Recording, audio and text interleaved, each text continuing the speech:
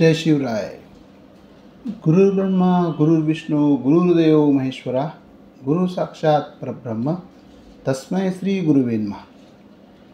जुलै महिना आला की सगळ्यांना गुरुपौर्णिमा कधी आहे याच्याकडे तारखेकडे लक्ष असतं. यावेळेस 10 जुलैला आणि ते पण गुरुवारी आहे गुरुपौर्णिमा. चांगला योग म्हणता येईल याला.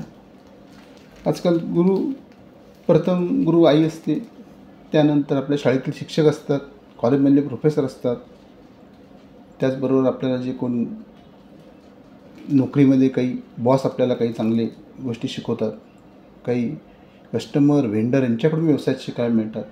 आज बऱ्याच प्रकारचे गुरु असतात, व्यक्ती असतात, विचार असतात, मूर्ती असतात, देऊळं असते. सर्व ही गुरुची स्थानं आहेत.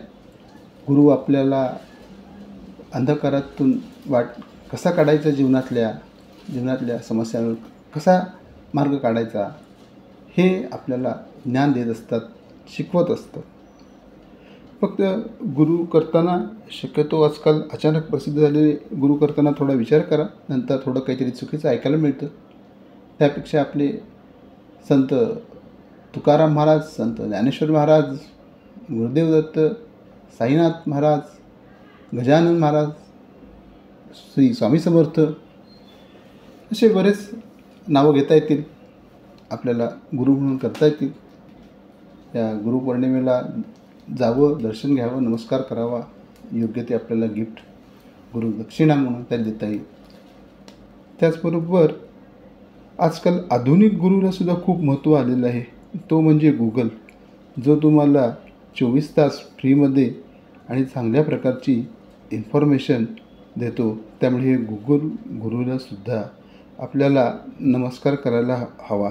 आता ते गुगल नावसुद्धा आपल्या देवीच्या मुलाचंच एक नाव आहे असं सुद्धा एक म्हणता येईल. ते काही असो, पण गुगल हे आपल्याला एक विज्ञान आहे आणि त्याला आपण नमस्कार आदर केलाच पाहिजे. बाकी एकमेकाच्या गुरुबद्दल नावं ठेवू नयेत, सगळ्या गुरूंचा सन्मान करावा आणि आपल्या गुरूंनी जी शिकवण दिली आहे त्याची खरोखर व्यावहारिक जीवनात त्याचं अनुकरण करून वापरून सगळ्यांच्याच जीवनामध्ये कसा आनंद निर्माण करता येईल, सगळ्यांनाच कसं सुखी ठेवता येईल, सगळ्या गरजूंना कशी मदत करता येईल याचा विचार करणं आणि विज्ञान आणि अध्यात्माचा संगम करून स्वतःची, गावाची, देशाची, राष्ट्राची प्रगती करणं हाच खरा गुरुचा संदेश म्हणता येईल. धन्यवाद.